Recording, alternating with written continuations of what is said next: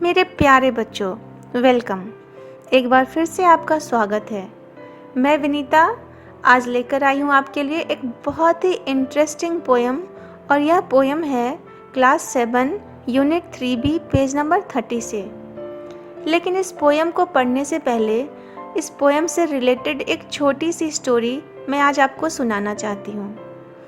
एक बार महात्मा बुद्ध जंगल की तरफ जा रहे थे। तभी रास्ते में उन्हें एक बहुत ही खतरनाक अंगुलीमाल नाम का डाकू मिला, और उस डाकू के हाथ में एक तलवार भी थी। जैसे ही उस डाकू ने महात्मा बुद्ध को देखा, वह उनको मारने के लिए उनकी तरफ दौड़ा, लेकिन महात्मा बुद्ध के तेज के कारण वह डाकू उनको पकड़ नहीं पा रहा था। तब वो जोर से चिल्लाकर बोला, रुको। तब महात्मा बुद्ध उस डाकू के पास आए और कहा, मैं तो कब का रुक गया हूँ, लेकिन तुम कब रुकोगे? यह सुनकर डाकू को बड़ा अचंभा हुआ। उसने कहा, मैं यहाँ का सबसे शक्तिशाली व्यक्ति हूँ। आसपास के सभी लोग मुझसे डरते हैं और आपको मुझसे डर नहीं लगा? तो महात्मा बुद्ध ने कहा कि कैसे साबित करोगे कि तुम यहाँ के सबसे शक्तिशाली व्यक्ति हो? क्या तुम उस पेड़ की 10 पत्तियाँ तोड़कर ला सकते हो? तो डाकू ने कहा, इतना छोटा सा काम? जरूर। और वह गया और पेड़ की 10 पत्तियां तोड़ लाया। तब महात्मा बुद्ध ने डाकू से कहा कि जाओ, अब इन पत्तियों को वापस उनके स्थान में यानी उस तने में जोड़ कर दिखाओ। तो अंगुलीमाल डाकू को बहुत ही आश्चर्य हुआ और उसने कहा, यह कैसे हो सकता है? तब महात्मा बुद्ध ने कहा कि अगर तुम किसी चीज़ को वापस उसके स्थान पर जोड़ नहीं सकते तो उसे तोड़ने का भी तुम्हें कोई अधिकार नहीं है। ठीक उसी प्रकार तुम जिस तरह लोगों की हत्याएं करते हो, अगर तुम वापस से उन्हें जीवित नहीं कर सकते तो उनकी हत्या करने का भी तुम्हें कोई अधिकार नहीं। इन बातों को सुनकर अंगुलीमाल डाकू का हृदय परिवर्तन हो गया और वह एक अच्छा इंसान बन गया और महात्मा बुद्ध की शरण में चला गया। बच्चों, इस कहानी से हमें 2 चीज़ें सीखने को मिलती हैं। एक तो यह कि हमें हमेशा निडर होना चाहिए, कभी भी किसी भी परिस्थिति में भय नहीं करना चाहिए, किसी भी परिस्थिति का सामना पूरी बहादुरी से करना चाहिए, जिस प्रकार महात्मा बुद्ध ने किया। और दूसरा कि अगर किसी भी प्रकार के दुर्गुण के हम मानसिक रूप से गुलाम हो गए हों तो उसकी पराकाष्ठा पर पहुंचकर भी हम सही रास्ते पर आ सकते हैं, हम अपनी आदतों को बदल सकते हैं। जैसे कि अंगुलीमाल डाकू 999 हत्याएं करने के बाद भी एक अच्छा इंसान बना और महात्मा बुद्ध की शरण में चला गया। बच्चों, आज का हमारा पोयम भी हमारे माइंड के फियर को दूर करने का मैसेज देता है।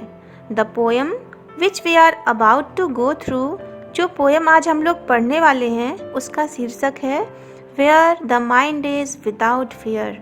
बच्चों, यह एक बहुत ही प्रसिद्ध कविता है और इसके साथ साथ this is one of my favourite poems, और यह मेरा भी फेवरेट पोएम है। बच्चों, इस पोएम को लिखा है विश्वविख्यात कवि, साहित्यकार और दार्शनिक रविंद्रनाथ टैगोर जी ने। बच्चों, इस पोएम की रचना लगभग 1900 ईस्वी में ही हुई थी, जिसका संकलन उनके प्रसिद्ध कविता संग्रह गीतांजलि में 1910 ईस्वी में हुआ, और 1912 ईस्वी में रविंद्रनाथ टैगोर जी ने इस कविता का ट्रांसलेशन इंग्लिश में किया। बच्चों, सन 1913 ईस्वी में रविंद्रनाथ टैगोर जी को साहित्य के क्षेत्र में नोबेल पुरस्कार मिला, और इस प्रकार नोबेल पुरस्कार प्राप्त करने वाले वे प्रथम भारतीय बने। बच्चों, यह पोयम रविंद्रनाथ टैगोर जी ने उस वक्त लिखी थी जब हमारा देश भारत ब्रिटिश शासन के अधीन था और भारतवासी ब्रिटिश सत्ता से फ्रीडम यानी कि आज़ादी के लिए संघर्ष कर रहे थे। ऐसे समय में इस पोयम से ब्रिटिश गुलामी से त्रस्त भारतवासियों की सोच को एक नई दिशा और संबल मिला। यह पोयम एक प्रेयर के रूप में है, जिसमें पोएट स्वतंत्र भारत और इसके नागरिक कैसे हों इसकी परिकल्पना करते हैं। इस पोयम में 11 लाइन्स हैं। यह पोयम एक फ्री वर्स यानी कि मुक्त छंद है। ये लाइन्स किसी भी तरह के स्टांजा में डिवाइड नहीं किए गए हैं, जिससे कि पोएम के भाव को समझने में कंटिन्यूटी यानी कि निरंतरता बनी रहे। तो आइए पढ़ते हैं इस पोएम को और लाइन बाय लाइन इसको समझते हैं। where the mind is without fear and the head is held high, where knowledge is free. Where the mind is, where means जहाँ, the mind हमारा मन, मस्तिष्क कैसा हो, without fear भय से रहित हो, and the head is held high और सर कैसा हो, सर ऊंचा हो, हाई, हाई मीन्स बच्चों ऊंचा हो। Where knowledge is free जहाँ ज्ञान या शिक्षा फ्री हो। बच्चों, इन पंक्तियों में पोएट ने वेयर शब्द का प्रयोग हमारे देश भारत के लिए किया है और इन पंक्तियों के माध्यम से वे ईश्वर से प्रार्थना करते हैं कि भारत देश के लोगों का माइंड, उनका मस्तिष्क फियरलेस अर्थात भय से मुक्त हो। सभी भारतवासियों का सर अपने देश के लिए गर्व से ऊंचा हो। यहाँ पर कवि एक ऐसे राष्ट्र की कल्पना करते हैं जहाँ एजुकेशन यानी कि शिक्षा का द्वार सभी के लिए बराबरी से खुला हो, अर्थात जेंडर, कास्ट, बैकग्राउंड या और किसी आधार को न देखते हुए एजुकेशन यानी कि नॉलेज तक सबकी पहुँच हो। Where the world has not been broken up into fragments by narrow domestic walls. Where the world जहाँ दुनिया has not been broken up विभाजित नहीं की गई हो into fragments, fragments means बच्चों टुकड़ों में, by narrow domestic walls संकीर्ण घरेलू दीवारों से, अर्थात इन पंक्तियों में पोएट एक ऐसी दुनिया की अभिलाषा करते हैं जो जात पात, रंग, धर्म और अन्य निरर्थक अंधविश्वासों के आधार पर न बटा हुआ हो और इस तरह की कुप्रथाएं लोगों की एकता को तोड़कर अलग अलग समुदाय में विभाजित न करती हो। Where words come out from the depth of truth, where tireless striving stretches its arms towards perfection. बच्चों, जैसे कि एक छोटे बालक के मन में किसी भी प्रकार का कोई छल नहीं होता है, ठीक उसी प्रकार कवि एक ऐसे राष्ट्र की कामना करते हैं जहाँ के लोगों की बातें मन की गहराई से निकले, जिसमें सच्चाई हो। Where words come out from the depth of truth, जहाँ शब्द डेप्थ ऑफ ट्रूथ यानी कि सच की गहराइयों से निकले। Where tireless striving stretches its arms, जहाँ tireless striving, tireless means बच्चों बिना थके हुए, जहाँ बिना थके हुए, where tireless striving efforts stretches its arms अपनी बाहें फैलाए towards perfection। यहाँ पर बच्चों perfection मतलब है पूर्णता, पूर्णता मतलब हमारे जीवन का लक्ष्य। Where tireless striving stretches its arms towards perfection, जहाँ लोगों का अथक प्रयास किस लिए हो, अपने जीवन की पूर्णता, अपने जीवन के लक्ष्य को प्राप्त करने के लिए हो। Where the clear stream of reason has not lost its way into the dreary desert sand of dead habits, where the mind is led forward by thee.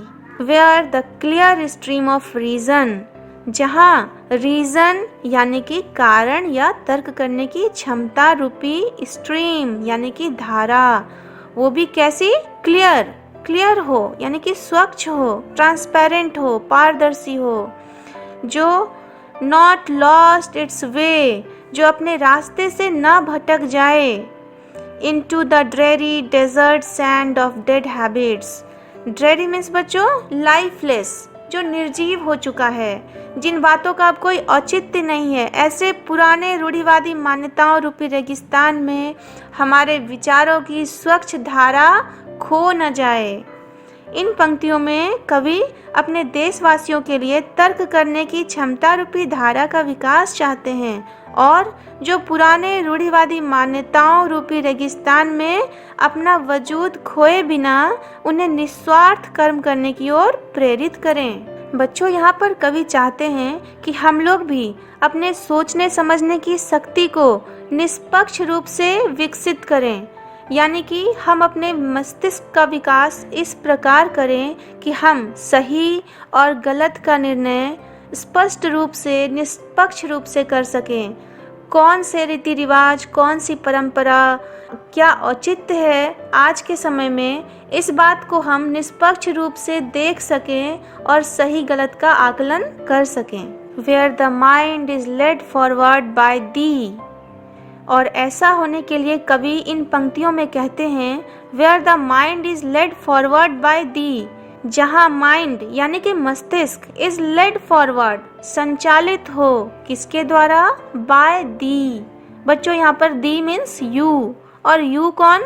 जिनसे कवि प्रार्थना कर रहे हैं, अर्थात सर्वशक्तिमान ईश्वर। Into ever widening thought and action, हमारी सोच और हमारा कर्म।